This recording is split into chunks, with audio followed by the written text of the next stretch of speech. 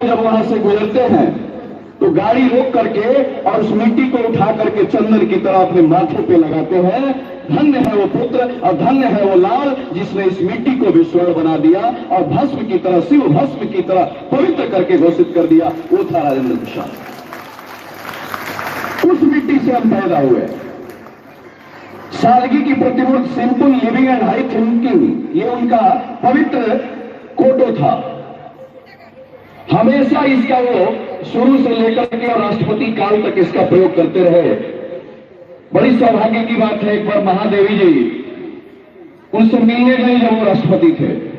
एकादशी का दिन था सर, एकादशी व्रत, दोनों व्रत थे, महादेवी जी भी और डॉक्टर राजेंद्र प्रसाद भी।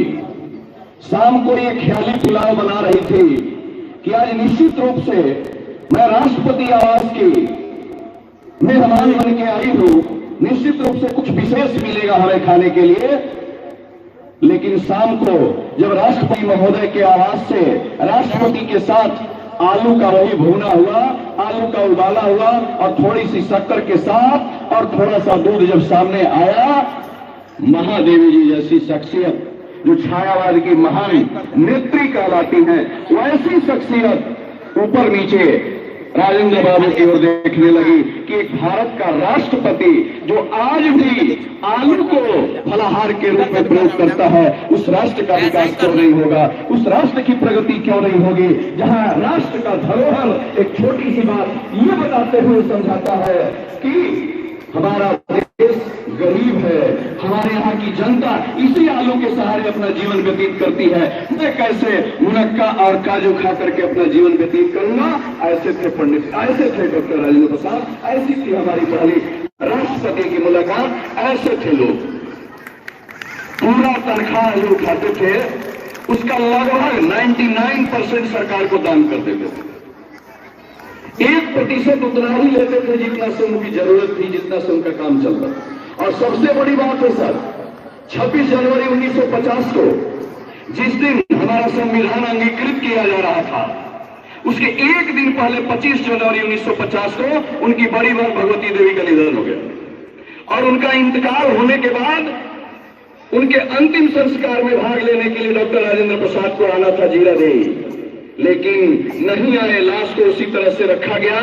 एक रात्रि तक वो 26 जनवरी को, चूंकि संविधान सभा के अध्यक्ष थे, उस नाते वहां रह करके उसे अंगीकृत करा करके और दूसरे दिन यहाँ आए थे। ये होता है कर्तव्य के प्रति निष्ठा, ये होती है कर्तव्य और इसके प्रति जागरूकता। जो अपनी बहन तक की अंत्येष्टि में अंत समय में भी भाग लेने के लिए तैयार नहीं था।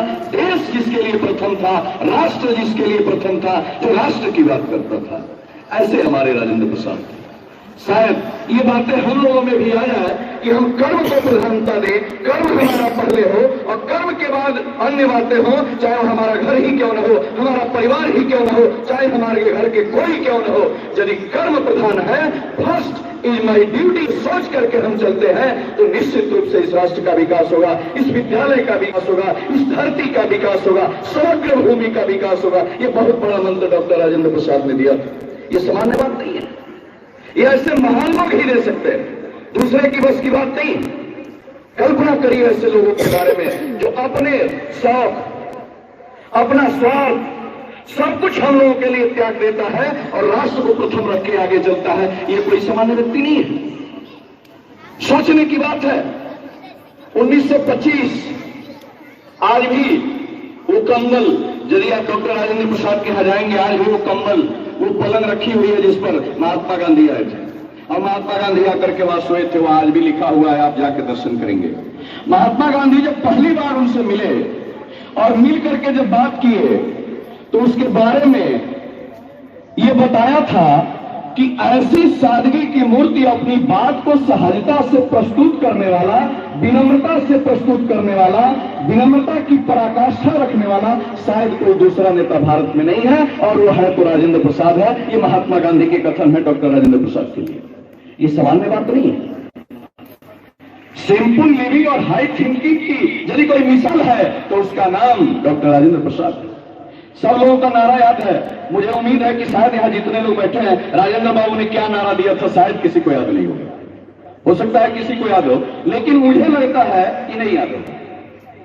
जब हमारी स्थिति खराब हो गई अन्न के मामले में, जब हम टूट रहे थे, तो उन्होंने एक नारा दिया था, किसानों अधिक अन्न उपजाओ, किसानों अधिक अन्न उपजाओ। अधिक अन्न उपजाना ही इनका नारा था, जो बहुत दिनों के बाद गुमसुम रहा, जिसे कोई जान नहीं पाए। आपको भी याद रखना चाहिए, डॉक्टर राजेंद्र प्रसाद का यही नारा था, किसानों अधिक अन्न उपजाओ।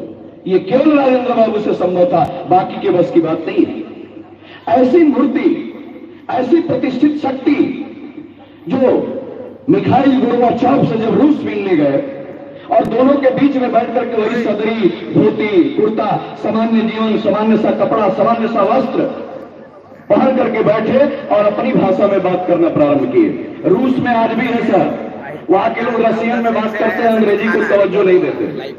यदि आपको सीखना है, पढ़ना है, तो वहां जाकर के अभी अभी हमारी भतीजी जो संजय पाठक की बेटी है, गई है रूस, वहां से मेडिकल कर रही है। वो बता रही थी कि चाचा, वहां पहले जाके 6 माह तक रसियन सीखना होगा और रसियन सीख करके फिर रसियन में ही मेडिकल की पढ़ाई करनी होगी, उसके बाद आपको कुछ करना होगा।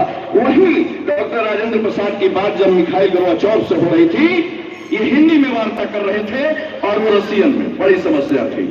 ये अपनी भाषा का परित्याग नहीं कर सके और वो अपनी भाषा का परित्याग नहीं कर सकता था। दोनों अपनी मातृभूमि की हैसियत से, अपनी मातृभाषा की हैसियत से अडिग थे। फिर जो मीडिया रखा गया, वो इसका समाधान किया, हिंदी का रसियन अनुवाद किया और रसियन का हिंदी में अनुवाद किया। ये बतलाता है, ये दर्शाता है अपनी मातृभूमि, अपनी मातृभाषा के प्रति निष्ठा, भाव और प्रेम। हम कुछ भी हो